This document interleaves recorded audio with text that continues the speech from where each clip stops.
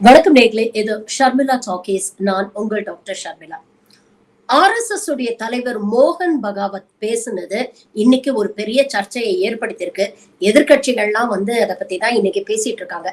அப்படி என்ன விஷயத்த மோகன் பகாவத் சொன்னாரு அப்படின்னு பாத்தீங்கன்னா, நாக்பூர்ல நடந்த RSS உடைய காரியகர்த்தாஸ் உடைய மீட்டிங்ல அவர் என்ன பேசிருக்கிறார்னா, ஒரு ட்ரூ காரியகர்த்தா, உண்மையான காரியகர்த்தாக்கு அகங்காரம் இருக்கிறாது, அரகன்ஸ் இருக்காது, தன்னுடைய பணியில முழு மனசோட ஈடுபடுவாங்க, அத முழுமையா முடிப்பாங்களே தவிர அதற்காக என்னைக்கும் கிரெடிட் எடுத்துக்கணும், நான் தான் இதை சாதிச்சேன் அப்படின்னு சொல்லணும்னு என்னைக்கும் விரும்ப மாட்டாங்க அப்படிங்கிற விஷயத்த பதிவு பண்ணியிருக்கிறார்.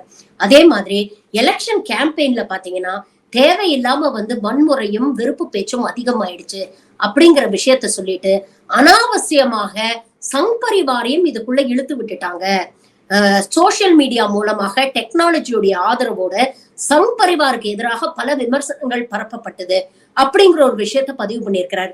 இதுக்கப்புறம் என்ன சொல்றாருன்னா, எதிர்கட்சிகளை எதிரி கட்சிகளா பார்க்க கூடாது, எதிர்கட்சிகளை ஒரு ஹெல்த்தி ஆப்பனண்டா தான் பார்க்கணும், அதுதான் உண்மையான சனநாயகம். இன்னைக்கு தேர்தல் முடிவுகள் வந்துருச்சு, மக்கள் உங்களுக்கு ஒரு கோலிஷன் கவர்மெண்ட் தான், கூட்டணி ஆட்சி தான் ஃபார்ம் பண்ணணும் அப்படிங்கிற ஒரு மேண்டேட்டை கொடுத்துட்டாங்க.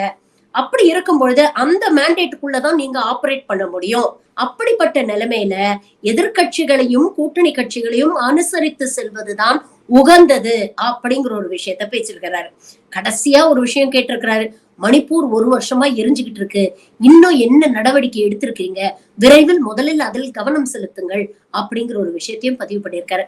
இதெல்லாம் ஒட்டி பலதரப்பட்ட விமர்சனங்கள் வருது. ஒரு பக்கம் என்ன சொல்றாங்கன்னா, மோடிக்கும் மோகன் பகாவத்துக்கும் இருக்கக்கூடிய பிரச்சனை முட்டிக்குச்சு, RSSக்கும் பிஜேபிக்கும் ஏகப்பட்ட தகராறு இருக்கு, கருத்து வேறுபாடுகள் இருக்கு அப்படிங்கிற ஒரு விஷயத்த ஒரு பக்கம் பேசுறாங்க. இன்னொரு பக்கம் மோகன் பகாவத்தையே எதிர்கட்சிகள் கேள்வி கேட்கிறாங்க. மணிப்பூர்லாம் இவ்வளவு நாள் எரிஞ்சுக்கிட்டு இருந்ததே, அதெல்லாம் உங்க கண்ணுக்கு தெரியலையா? மணிப்பூர்ல அந்த பெண்களை நிர்வாணப்படுத்தி ஊர்வலமா கூட்டிட்டு போகும்போதெல்லாம் பேசாத நீங்க, இப்ப என்ன மணிப்பூர் மேல உங்களுக்கு திடீர்னு அக்கறை வந்துருச்சு? தோத்ததுக்கு அப்புறம் மணிப்பூர்ல இருந்த 2 லோக்சபா சீட்டும் நமக்கு கிடைக்கலையே, அப்படிங்கிறதுக்கு அப்புறம் தான் இந்த ஞானோதயம் உங்களுக்கு வந்ததா அப்படிங்கிற கேள்வியும் இன்னொரு பக்கம் கேட்டுட்டு இருக்காங்க. மோகன் பகாவத் பேசுனதுக்கு பின்னால என்ன இருக்கு அப்படிங்கறத நாம டிகோட் பண்ண ட்ரை பண்ணோம். இது மோகன் பகாவத் பேசுனது மட்டும் இல்ல, எலெக்ஷனுக்கு அப்புறம் ஆர்கனைசர் அப்படிங்கிற RSS உடைய பத்திரிகையில ஒரு கடுமையான விமர்சனத்தோட ஒரு ஆர்டிகிள் வந்தது. இது எழுதினவர் ரத்தன் சாரதான்னு சொல்லி ரொம்ப சீனியர் RSS மேன். அவர் என்ன எழுதியிருக்கிறாருன்னா, நீங்க ஜெயிச்சுட்டீங்க பரவாயில்ல, ஆனா பாஜகவில் இருக்கக்கூடிய தலைவர்கள் கொஞ்சம் சுய பரிசோதனை செய்யணும், நீங்க ரொம்ப ஓவர் கான்பிடென்டா இருந்துட்டீங்க, RSS காரியகர்த்தாக்களை நம்பாம சோசியல் மீடியால உங்களுடைய சோசியல் மீடியா ஆர்மியை நம்பி இந்த எலெக்ஷனை நீங்க நடத்துனீங்க, கிரவுண்ட் லெவல்ல என்ன பிரச்சனை இருக்கு அப்படிங்கிறது கிராஸ் ரூட்ஸ்ல இருக்கக்கூடிய கார்டரோட நீங்க வேலை செஞ்சீங்கன்னா தான் புரியும், அந்த மக்கள் மனசுல என்ன இருக்குங்கிறத புரிஞ்சுக்க நீங்க தவறிட்டீங்க, அதற்கு காரணம் உங்களுடைய ஓவர் கான்பிடன்ஸ் அப்படிங்கிற ஒரு கடுமையான விமர்சனத்தோட ஒரு கட்டுரையை அவர் எழுதியிருக்கிறாரு. அதையும் ஒட்டி நாம பார்க்கும் பொழுது இதுக்கு பின்னால என்ன பிரச்சனைகள் இருக்கு அப்படின்னு பாத்தீங்கன்னா, ஃபர்ஸ்ட் அண்ட் ஃபார்மோஸ்ட் RSS உடைய ஸ்ட்ரக்சர் என்ன அப்படிங்கறத நீங்க தெரிஞ்சுக்கணும். RSS தன்னை ஒரு கல்ச்சரல் ஆர்கனைசேஷனா தான் எப்பவுமே கிளைம் பண்ணிட்டு இருக்காங்க. எங்களுக்கு எந்த பொலிட்டிக்கல் ஆக்டிவிட்டியும் கிடையாது, நாங்க பியூர் கல்ச்சரல் ஆர்கனைசேஷன், எங்களுடைய பொலிட்டிக்கல் விங் ஆன பிஜேபி இருக்கு, ஆனா பிஜேபியோட நடவடிக்கையில நாங்க எந்த விதத்திலயும் நாங்க தலையிட மாட்டோம் அப்படின்னு தான் வெளிப்படையா அவங்க சொல்லுவாங்க. ஆனா உண்மையிலேயே பாத்தீங்கன்னா பிஜேபி வெறும் கருவிதான். RSS உடைய சித்தாந்தத்தை, RSS உடைய பொலிட்டிக்கல் ஐடியாலஜியை, RSS என்னெல்லாம் நடக்கணும் அரசியல்ல நினைக்கிறதோ அதையெல்லாம் நிறைவேற்றக்கூடிய ஒரு கருவியாக தான் பிஜேபி செயல்படும். இன்ஃபேக்ட் பிஜேபியில் இருக்கக்கூடிய மூத்த தலைவர்கள், முக்கியமான தலைவர்கள் எல்லாம் பாத்தீங்கன்னா கீ பொசிஷன்ஸ், கீ போர்ட்போலியோஸ்ல இருக்கக்கூடிய தலைவர்களுக்கு எல்லாம் ஒரு ஸ்ட்ராங் RSS பேக்ரவுண்ட் இருக்கும். அந்த பேக்ரவுண்ட் இருந்தாதான் நீங்க கீ பொசிஷன்ஸ்க்கே வர முடியும். அப்படிப்பட்ட ஒரு ஸ்ட்ராங் RSS பேக்ரவுண்ட் வரக்கூடிய மோடி தான் 2014 பிரதமர் கேண்டிடேட்டா அவங்க அனௌன்ஸ் பண்றாங்க. அந்த தேர்தல்ல மோடி ஜெயிச்சதுக்கு அப்புறம் உங்க எல்லாருக்கும் ஞாபகம் இருக்கும்னு நினைக்கிறேன், தன்னுடைய என்டையர் கேபினெட், அவர் செலக்ட் பண்ண கேபினெட் மினிஸ்டர்ஸோட போய் RSS அலுவலகம் போய் பார்த்து அவங்க கிட்ட வாழ்த்துக்கள் எல்லாம் வாங்கிட்டு ஆசீர்வாதம் எல்லாம் வாங்கிட்டு வந்தாரு அப்படிங்கிறது நமக்கு நல்லாவே தெரியும்.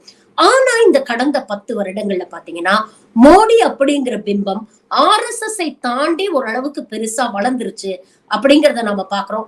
நிறைய இடங்கள்ல இவங்களுக்குள்ள இருந்த கோஆர்டினேஷன் அப்படிங்கிறது இன்னைக்கு ஸ்லோவா ஸ்ட்ரெயின் ஆயிட்டு இருக்கு. பர்சனலாவே மோகன் பகாவத்துக்கும் மோடிக்கும் நிறைய பிரச்சனைகள் இருக்கு அப்படின்னு சொல்றாங்க. ஒரு ஈகோ இஷ்யூஸ் இருக்கு. 2 பேருமே பாத்தீங்கன்னா ஒற்றை வயது. கிட்டத்தட்ட ஒரு வாரமா என்னமோதான் 2 பேருக்கும் வித்தியாசம். ஒரே ஆண்டு ஒரே மாதம் 7 நாள் தள்ளி பிறந்திருக்கிறாங்க 2 பேரும். அந்த மாதிரி ஒரு சேம் ஏஜ் குரூப்ல இருக்கக்கூடிய 2 தலைவர்கள் அப்படிங்கறதுனால நீ என்ன விட சீனியரா, நீ சொல்றத நான் எதுக்கு கேட்கணும் அப்படிங்கிற அந்த ஈகோ இஷ்யூஸ் இருக்கு இல்லையா, இது 2 பேருக்குள்ள நிறையவே ஓடிட்டு இருக்கு அப்படிங்கிறாங்க. இதனால் இந்த கடந்த 10 வருடங்கள்ல நீங்க பாத்தீங்கன்னா ஸ்லோவா மோடியுடைய பிம்பம் வளர வளர மோடியை ஒரு விஸ்வகுரு, ஒரு ஹிந்து ஹிருதய் சாம்ராட் அப்படின்லாம் இவங்க ப்ரொஜெக்ட் பண்ண பண்ண பண்ண பண்ண மோடிக்கும் அமித்ஷாவுக்கும் கொஞ்சம் ஓவர் கான்பிடன்ஸ் வந்துருச்சு. அதனால பல விஷயங்களை RSS கன்சல்ட் பண்ணாமலே இவங்க செய்யறாங்க அப்படிங்கிற குற்றச்சாட்டு நிறைய லெவல்ல, கிரவுண்ட் லெவல்ல, காரியகர்த்தா லெவல்ல இருந்து டாப் லெவலுக்கு வரைக்கும் நிறைய பேர்கிட்ட இருந்து விமர்சனங்கள் RSSக்கு போயிருக்கு. இது இந்த போர் கோஆர்டினேஷன் ஓவர் தி இயர்ஸ் இவர்களுக்குள்ள ஒரு மெல்லிய ஒரு விரிசலை ஏற்படுத்தியிருக்கு அப்படின்னு சொல்றாங்க. குறிப்பாக இந்த எலெக்ஷன் டைம்ல கேண்டிடேட்ஸ் போடுறது, முக்கியமான தொகுதிகள்ல கேண்டிடேட்ஸா நிப்பாட்டக்கூடியவங்க RSS சில சஜஷன்ஸை எப்பவுமே கொடுப்பாங்க. அதுவும் முக்கியமான இடங்கள்ல முக்கியமான கேண்டிடேட்ஸ், முக்கியமான தொகுதிகள் அப்படின்னு வரும்போது RSS சஜஷன் கொடுப்பாங்க. அந்த சஜஷன்ஸை ஓவர் ரூல் பண்ணிட்டு இவங்க இஷ்டத்துக்கு கேண்டிடேட்ஸ் போட்டிருக்காங்க அப்படின்னு சொல்றாங்க. அதுவும் குறிப்பா நீங்க பாத்தீங்கன்னா அயோத்தியால ராமர் கோவில் கட்டின தொகுதியில மிகப்பெரிய ஒரு பின்னடைவை, ஒரு தோல்வியை பாஜக சந்திச்சிருக்கு.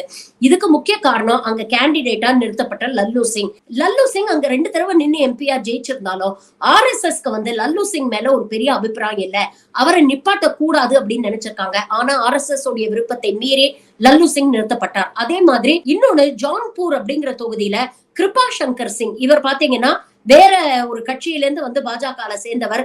குறிப்பாக சங் பரிவாரை கடுமையாக விமர்சனம் செய்த ஒரு நபர். அப்படிப்பட்ட ஒரு நபரை கொண்டு போய் நீங்க கேண்டிடேட்டா நிப்பாட்டும் பொழுது அங்க இருக்கக்கூடிய RSS காரியகர்த்தாக்ஸ், அங்க இருக்கக்கூடிய பன்னா பிரமுக்ஸ் அப்படின்னு சொல்லுவாங்க, அதாவது பூத் லெவல்ல இருக்கக்கூடிய ஏஜென்ட்ஸ், கிரவுண்ட் லெவல்ல இருக்கக்கூடிய கிரவுண்ட் போர்ஸ், கிராஸ் ரூட்ஸ்ல இருக்கக்கூடிய ஒர்க்கர்ஸ் ஒர்க் பண்ண ரெஃப்யூஸ் பண்ணிட்டாங்க. வருஷ கணக்கா RSSலயே இருந்து RSS உடைய சித்தாந்தத்துக்காக களப்பணியாற்றிய பல RSS சீனியர் மென்னுக்கு ஆப்பர்ச்சுனிட்டிஸ் மறுக்கப்பட்டது, கண்டெஸ்ட் பண்ண வாய்ப்பு மறுக்கப்பட்டது அப்படிங்கிறது அந்த கிரவுண்ட் லெவல்ல இருக்கக்கூடிய ஒர்க்கர்ஸ்க்கு நிறைய பிரச்சனைகளை கொடுத்தது அப்படின்னு சொல்லலாம். இது பல இடங்கள்ல வெளிப்படையாவே வெடிச்சதை நம்ம பார்த்தோம். பல இடங்கள்ல குஜராத்ல, யூபில எல்லாம், ராஜஸ்தான் போன்ற இடங்கள்ல எல்லாம் பிஜேபி காரியகர்த்தாக்களே அவங்களுக்கு பெரிய ஒரு இம்ப்ரெஷன் இல்ல, இந்த கேண்டிடேட்டை மாத்துங்க, இந்த கேண்டிடேட் எங்களுக்கு தேவையில்லை அப்படின்னு பிஜேபியை சேர்ந்தவர்களே களத்துல போராடின விஷயங்களை நம்ம பாக்குறோம். இதெல்லாம் தாண்டி எலெக்ஷன்ல பேசின வெறுப்பு பேச்சு அதை மோகன் பகாவத் இன்னைக்கு சுட்டி காமிச்சிருக்காரு. இதே மாதிரிதான் 2019 தேர்தல் போது காங்கிரஸ் முக்து பாரத்தை நாங்க கொண்டு வருவோம் அப்படின்னு சொன்னோன்னே இதே மோகன் பகாவத் அதையும் எதிர்த்து பேசினாரு. நாம இன்க்ளூசிவ் ஐடியாலஜி தான் பேசுறோம், ஒருத்தரை ஒழிச்சிடுவோம், ஒரு முக்து பாரத்தை கிரியேட் பண்ணுவோம் அப்படின்னு சொல்றது தவறு அப்படின்னு தன்னுடைய விமர்சனத்தை அன்னைக்கும் பதிவு பண்ணியிருந்தாரு.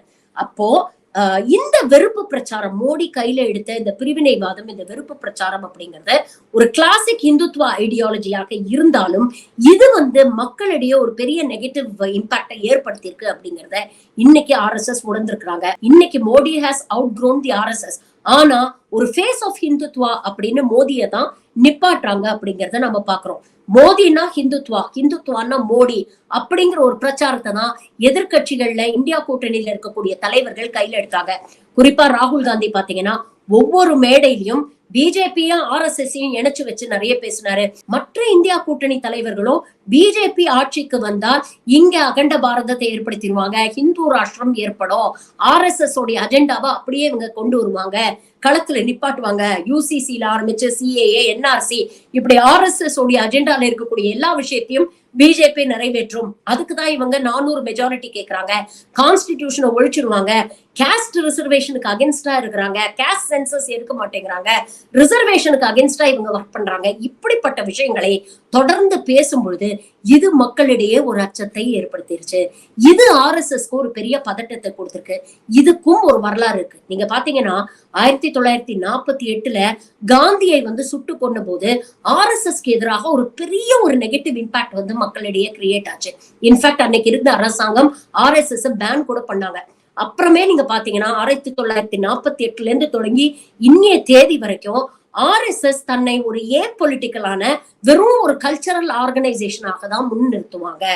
என்னைக்குமே நேரடி அரசியல்ல நாங்க இல்ல அப்படிங்கறத எங்கெங்க ஆப்பர்ச்சுனிட்டி கிடைக்குதோ அங்கெல்லாம் இவங்க எஸ்டாப்ளிஷ் பண்ண ட்ரை பண்ணுவாங்க. ஆனா இந்த வாட்டி எலெக்ஷன்ல நரேட்டிவ மோடி கோட்டை விட்டுட்டாரு. எப்பவுமே மோடி ஒரு நரேட்டிவ கிரியேட் பண்ணுவாரு, அப்போசிஷன் அதை ஃபாலோ பண்ணும். ஆனா இந்த வாட்டி டேபிள்ஸ் வேர் டோட்டலி டர்ன்ட். அப்போசிஷன் ஒரு நரேட்டிவ கிரியேட் பண்ணி அதற்கு மோடி பிதற்றக்கூடிய அளவுக்கு இன்னைக்கு தேர்தல் பிரச்சாரம் போயிடுச்சு அப்படிங்கிறது RSSக்கு ஒரு பெரிய பின்னடைவை ஏற்படுத்தியிருக்கு அப்படின்னு அவங்க வருத்தப்படுறாங்க, பயப்படுறாங்க. ஏன்னா அடுத்த வருஷம் RSS உடைய 100வது ஆண்டு சென்டெனரி செலிப்ரேஷன்ஸ் இருக்கு. பிஜேபி ஆட்சியில இருந்தாதான் அவர்கள் இந்த சென்டெனரி செலிப்ரேஷன் மூலமா ஒரு செய்தியை மக்களுக்கு கொண்டு போய் சேர்க்க முடியும், தங்களுடைய ஐடியாலஜியை எஸ்டாப்ளிஷ் பண்ண முடியும். இன்னைக்கு மோடிக்கு ஏற்பட்டிருக்கக்கூடிய ஒரு பின்னடைவு ஹிந்துத்துவ ஐடியாலஜிக்கு ஏற்பட்ட ஒரு பின்னடைவு. விஸ்வகுருவை தாண்டி இன்னைக்கு மோடியை ஒரு சர்வாதிகாரியாக அடையாளப்படுத்தியிருக்கிறது இன்னைக்கு இந்தியாவில் இருக்கக்கூடிய மக்கள். அப்போ நாளைக்கு மோடிக்கு ஒரு தோல்வினா அது ஹிந்துத்துவ ஐடியாலஜிக்கான ஒரு தோல்வியாக கருதப்படும். மோடிக்கு ஒரு பின்னடைவு அப்படிங்கிறது ஹிந்துத்துவ ஐடியாலஜிக்கு கிடைச்ச ஒரு பின்னடைவா கருதப்படும். இதத்தான் RSS பயப்படுறாங்க. எப்பவுமே அதனாலதான் பாலிடிக்ஸ்ல இருந்து தங்களை செப்பரேட் பண்ணி வச்சுக்கிட்டாங்க. நாளை பின்ன வேறொரு கட்சி ஆட்சிக்கு வந்தாலும் அரசியல் ரீதியாக நம்ம மேல எந்த நடவடிக்கையும் அவங்களால எடுக்க முடியாது. ஏன்னா நம்ம பியூர்லி கல்ச்சரல் ஆர்கனைசேஷன் அப்படின்னு சொல்லி தப்பிச்சுக்கலாம். இந்த செக்யூரிட்டி கவர்க்குள்ளதான் எப்பவுமே RSS இருந்திருக்கு. அதனால என்னதான் பின்னால நின்னா RSS பிஜேபியை இயக்கினாலும் தன்னை ஒரு கல்ச்சரல் ஆர்கனைசேஷனா சொல்லிப்பாங்க. ஆனா இந்த 10 வருஷத்துல அந்த செக்யூரிட்டி கவரை தான் தெரிந்தோ தெரியாமலோ மோடி ரிமூவ் பண்ணிட்டாரு. இன்னைக்கு பிஜேபி RSSம் ஒண்ணு, இவங்களோட ஃபேஸ் மோடி அப்படிங்கிறது மக்களிடையே நல்லா எஸ்டாப்ளிஷ் ஆயிடுச்சு. அதனால் மோடிக்கு ஒரு பின்னடைவு. நாளைக்கு இந்த கூட்டணி ஆட்சி கவுந்து ஒருவேளை இந்தியா கூட்டணி ஆட்சி அமைத்தால் மோடிக்கு எதிராக எடுக்கப்படும் நடவடிக்கைகள் RSS ஐடியாலஜி சித்தாந்தத்துக்கு ஒரு பின்னடைவை ஏற்படுத்தும். இந்த பயம்தான் இவங்களை இவ்வளவு பேச வைக்குது. இதற்கு பின்னால இருக்கக்கூடிய பிளேன் சைக்காலஜி இதுதான். மற்றபடி RSSக்கும் பிஜேபிக்கும் சண்டை, இவங்க 2 பேரும் மோதிக்கிட்டாங்க, அவ்வளவுதான் பிரிஞ்சுட்டாங்க, இதெல்லாம் சுத்த ஹம்பக். இதெல்லாம் நம்ம நம்பவே முடியாது. என்னைக்குமே RSS தான் பிஜேபியை வழி நடத்தும். என்னைக்குமே RSS ஒரு தனி லீடரை முன்னிறுத்தியதே கிடையாது. ஆனா தெரிஞ்சோ தெரியாமலோ இவங்க முன்னிறுத்திய மோடி இன்னைக்கு இவங்களுக்கு முன்னாலே விஸ்வரூபம் எடுத்து நிக்கிறாரு. மோடியுடைய அழிவு இவர்களையும் சேர்த்து அழித்து விடும் அப்படிங்கிற பயத்துலதான் இன்னைக்கு RSS இவ்வளவு பேசுது. இந்த சைக்காலஜியை நம்ம புரிஞ்சுக்கிட்டோம்னா மோகன் பகாவத் ஏன் பேசினாரு அப்படிங்கிறது தெளிவா தெரிஞ்சிடும். மத்தபடி மணிப்பூர் மேல இருக்கக்கூடிய அக்கறையோ இல்ல சனநாயகத்து மேல இவங்களுக்கு இருக்கக்கூடிய பற்றோ கிடையாது. ஏன்னா எல்லாம் ஒரே குட்டையில ஊர்ன மட்டைதான், வெவ்வேறு ரூபத்துல வருவாங்க, அவ்வளவுதான். அவர் நேரடியா பேசுவாரு, இவர் மறைமுகமா பேசுவார். மத்தபடி எந்த வித்தியாசமும் இல்ல. இவர்களுக்குள்ளே ஏற்பட்டிருப்பது வெறும் ஒரு தற்காலிக பிரிவு தானே தவிர முறிவு அல்ல.